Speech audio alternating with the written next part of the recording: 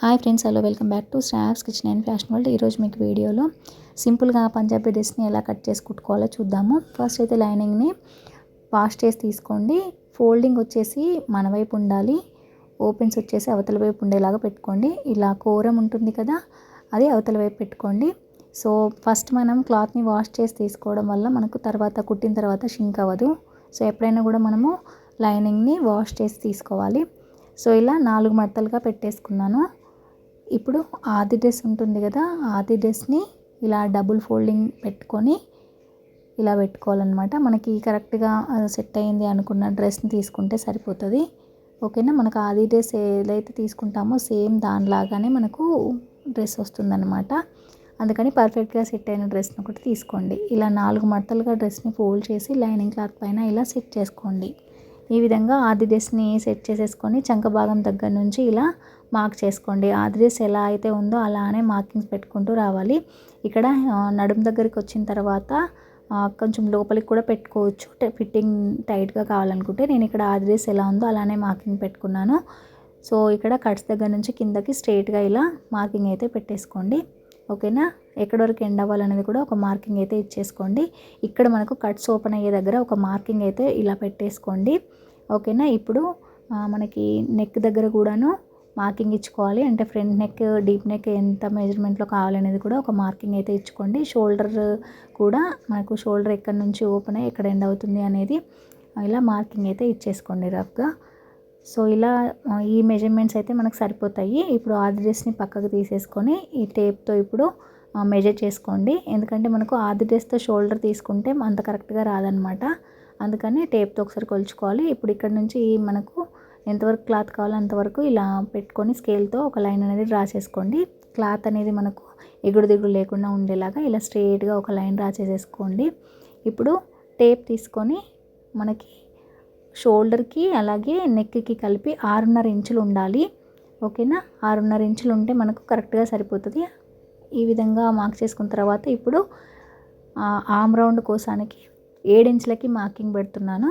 ఓకేనా. ఇలా 7 ఇంచులకి మార్క్ పెట్టుకొని ఈ విధంగా బాక్స్ లాగా డ్రా చేసుకోండి. ఇక్కడ మనకి కుట్టు కోసం ఒక 1/2 ఇంచ్ పోతుంది కాబట్టి నేను 7 ఇంచెస్ వరకు తీసుకున్నాను. ఇక్కడ రౌండ్ ఇలా ఆమ్ రౌండ్ అనేది ఇలా డ్రా చేసేసుకోండి. ఇప్పుడు షోల్డర్ విడ్త్ వచ్చేసి 3.5 ఇంచులకి మార్క్ పెట్టుకుంటున్నాను. ఓకేనా. నెక్ కోసానికి 3 ఇంచులు ఉంటుంది. మొత్తం 6.5 ఇంచులు కదా. సో 3.5 ఇంచులు అలాగే నెక్కు వచ్చేసి 3 ఇంచులు విడ్త్ ఉంటుంది. ఓకేనా.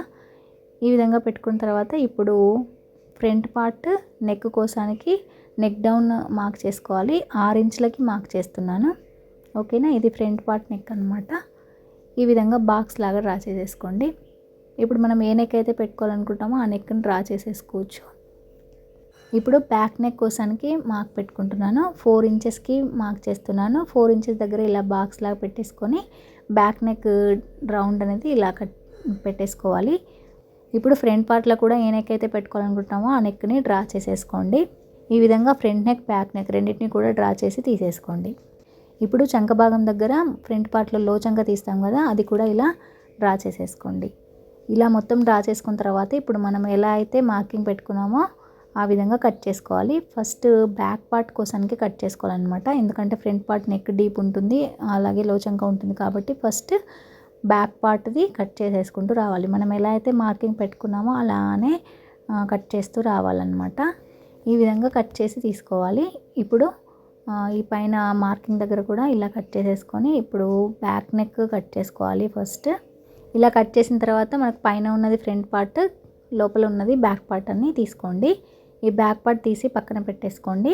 ఇప్పుడు ఫ్రంట్ పార్ట్ కోసానికి మనము ఎక్స్ట్రాగా లో చంక అలాగే నెక్ డీప్ రెండు కూడా కట్ చేసుకోవాలన్నమాట. ఫస్ట్ మనము ఫ్రంట్ పార్ట్ కట్ చేసుకుంటే ఈ బ్యాక్ పార్ట్కి కూడా లో చంక వస్తుంది కాబట్టి మనం ఫస్ట్ బ్యాక్ పార్ట్ కట్ చేసుకొని పక్కన పెట్టేసుకున్న తర్వాత మళ్ళీ పైనది ఫ్రంట్ పార్ట్ తీసుకొని ఫ్రంట్ పార్ట్కి మార్కింగ్స్ ఎలా ఉన్నాయో ఆ మార్కింగ్స్ ప్రకారంగా ఇలా కట్ చేసి తీసేసుకోవాలి. ఈ విధంగా కట్ చేసిన తర్వాత మనకు కట్స్ ఓపెన్ అయ్యే దగ్గర ఒక మార్కింగ్ పెట్టేసుకోండి. సో ఇలా ఫ్రంట్ పార్ట్, బ్యాక్ పార్ట్ అయితే రెడీ చేసి పక్కన పెట్టేసుకోండి. ఇప్పుడు ఫ్రంట్ నెక్లో అలాగే బ్యాక్ నెక్లో మనకి నెక్ పీసెస్ కావాలి కదా, దానికోసానికి ఫ్రంట్ నెక్ని ఇలా ఒక లైనింగ్ పైన ఇలా పెట్టేసుకోండి. లైనింగ్ డబుల్ ఫోల్డ్లో ఉండాలి. ఓకేనా. ఇలా పెట్టేసుకొని నెక్ షేప్ అనేది ఇలా మార్క్ చేసుకోండి.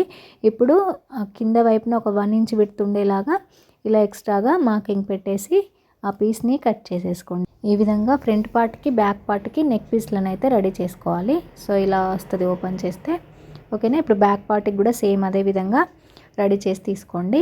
ఇవి ఫ్రంట్ పార్ట్లో బ్యాక్ పార్ట్లో నెక్ పీసెస్ అనమాట.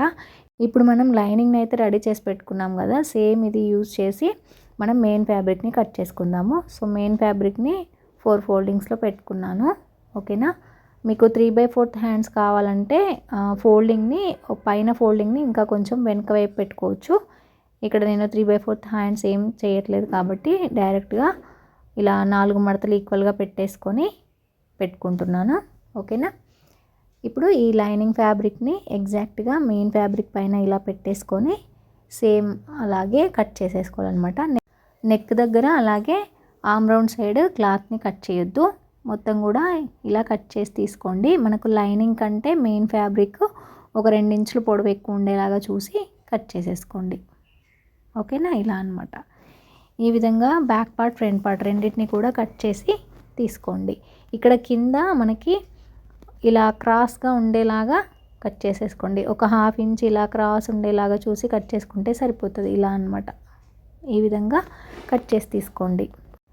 ఇలాగే front part back part cut చేసేసుకొని రెడీ చేసి పెట్టేసుకోండి. ఈ విధంగా ఫ్రంట్ పార్ట్కి ఫ్రంట్ పార్ట్ బ్యాక్ పార్ట్కి బ్యాక్ పార్ట్ ఇలా రివర్స్ వైపున లైనింగ్ని ఇలా పెట్టేసుకోండి.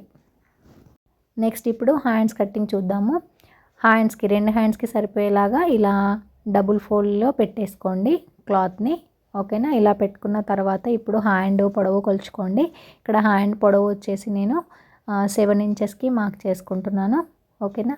ఇప్పుడు హ్యాండ్ పొడవు దగ్గర నుంచి కిందకి 2.5 ఇంచుల దగ్గర మార్కింగ్ పెట్టుకుంటున్నాను. ఇది చంక డౌన్ కట్ చేసుకోవడం కోసం మార్కింగ్ అనమాట. ఇలా ఒక లైన్ అయితే డ్రా చేసేసుకోండి. ఈ విధంగా డ్రా చేసుకున్న తర్వాత ఇప్పుడు హ్యాండ్ లూజ్ మెజర్ చేసుకోండి. ఇక్కడ హ్యాండ్ లూజ్ వచ్చేసి 6 ఇంచెస్కి మార్క్ చేసుకుంటున్నాను, ఓకేనా. ఇలా 6 ఇంచెస్కి మార్కింగ్ పెట్టుకున్న తర్వాత ఇప్పుడు హ్యాండ్ లూజ్ కోసానికి 1.5 ఇంచులకి మార్క్ చేసుకుంటున్నాను, ఓకేనా. సో ఖర్చుల కోసానికి 1.5 మార్క్ చేసేసుకొని ఇక్కడ నుంచి ఇలా క్రాస్గా లైన్ డ్రా చేసేసేయండి, ఈ విధంగా అనమాట. ఇప్పుడు చంక భాగం దగ్గరికి ఇలా హ్యాండ్ షేప్లో ఇలా డ్రా చేసేసుకోండి. వీడియోలో చూస్తున్నట్టుగా హ్యాండ్ షేప్ వచ్చేలాగా డ్రా చేసేసుకోండి, ఓకేనా. ఇలా చేసుకుంటే మనకు హ్యాండ్ నీట్ ఫినిషింగ్ వస్తుందన్నమాట.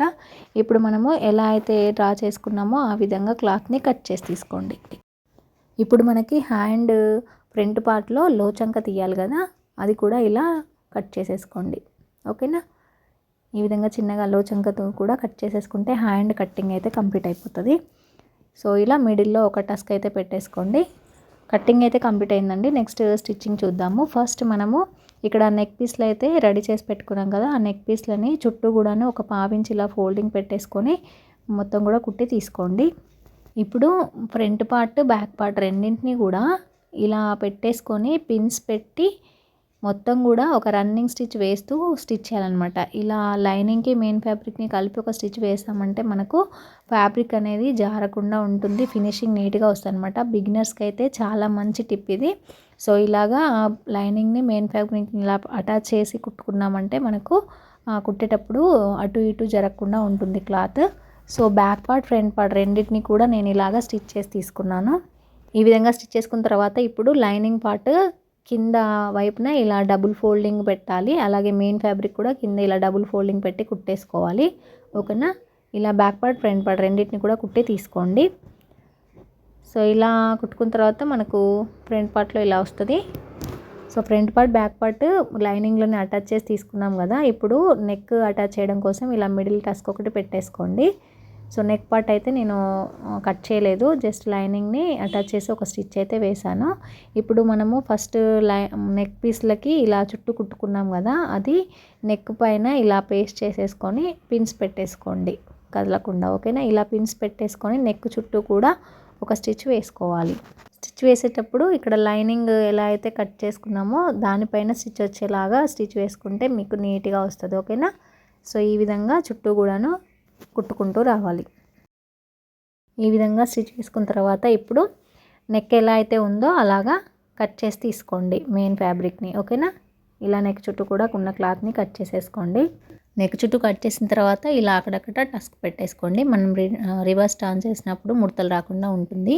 సో ఇప్పుడు నెక్ పీస్ని ఇలా టర్న్ చేసేసుకొని లైనింగ్ పైన కుట్టు వచ్చేలాగా ఒక స్టిచ్ వేయండి.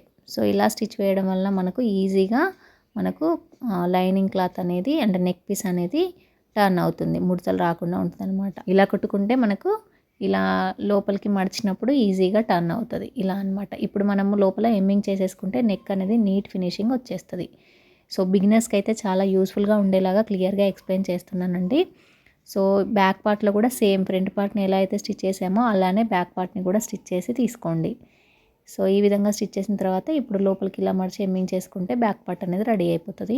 ఇప్పుడు ఫ్రంట్ పార్ట్ బ్యాక్ పార్ట్ని ఇలా రెడీ చేసుకున్న తర్వాత షోల్డర్ జాయింట్ వేసేసుకోండి. షోల్డర్ జాయింట్ వేసేటప్పుడు మనం ఇలా ఫోల్డింగ్ చేసి ఎమ్మింగ్ చేసేది ఇలా ఫోల్డింగ్ పెట్టేసుకొని ఇలా కరెక్ట్గా షోల్డర్ పాయింట్ పెట్టేసుకొని కుట్టుకోవాలన్నమాట. ఇక్కడ షోల్డర్ జాయింట్ వేసేటప్పుడు క్లాత్ అనేది ఎక్కువ తక్కువ రాకుండా రెండు ఒకే దగ్గర వచ్చేసేలాగా పట్టుకొని స్టిచ్ వేయండి. ఓకేనా, ఇలా షోల్డర్ దగ్గర డబుల్ స్టిచ్ వేసి తీసుకోండి. ఇప్పుడు హ్యాండ్స్ జాయింటింగ్ చేసుకోండి. షోల్డర్ మిడిల్ పాయింట్ చూసుకొని హ్యాండ్ మిడిల్ దగ్గర టస్క్ పెట్టుకున్నాం కదా, ఆ రెండు ఒక దగ్గర వచ్చేలాగా ఇలా పెట్టుకొని స్టిచ్ వేయండి. అలాగే మనము కట్ చేసుకున్న లోచంగా ఉంది కదా, అది ఫ్రంట్ పార్ట్లో వచ్చేలాగా చూసుకోండి. అప్పుడప్పుడు హ్యాండ్స్ రివర్స్ అయ్యే ఛాన్స్ ఉంటుంది. లోచంకి ఎప్పుడైనా కూడా ఫ్రంట్ పార్ట్లో వచ్చేలాగా చూసి కుట్టుకోండి. ఓకేనా, ఒకసారి పెట్టి చూసుకొని కన్ఫర్మ్ చేసుకున్న తర్వాత హ్యాండ్ అనేది జాయిన్ చేసుకోండి. ఓకేనా, సో ఈ విధంగా పెట్టి హ్యాండ్స్ అనేవి అటాచ్ చేసుకోవాలి. రెండు వైపులా కూడా హ్యాండ్స్ అటాచ్ చేసి తీసుకోండి. మనం హ్యాండ్ జాయింట్ వేసేటప్పుడు ఎప్పుడైనా కూడాను షోల్డర్ మిడిల్ దగ్గర నుంచి హ్యాండ్ మిడిల్ నుంచి మనం స్టిచ్ వేసేసుకోవాలి. అలా వేసుకుంటే మనకు కరెక్ట్గా సరిపోతుంది అనమాట. హ్యాండ్ ఇక్కడ చూడండి కరెక్ట్గా సరిపోయింది, ఎక్కడ కూడా ఎక్కువ క్లాత్ అనేది రాలేదు. ఈ విధంగా మళ్ళీ మిడిల్ దగ్గర నుంచి వెళ్ళి ఇంకొక వైపున కూడా స్టిచ్ వేసేసుకోవాలి. ఈ విధంగా హ్యాండ్కి డబుల్ స్టిచ్ వేసేసుకొని తీసుకోండి. ఇలా రెండు వైపులా హ్యాండ్స్ అటాచ్ చేసిన తర్వాత హ్యాండ్ చివరన ఇలా డబుల్ ఫోల్డింగ్ పెట్టి కుట్టేసుకోండి. ఈ విధంగా కుట్టుకున్న తర్వాత ఇప్పుడు సైడ్ జాయింటింగ్ వేసేసుకోవాలి.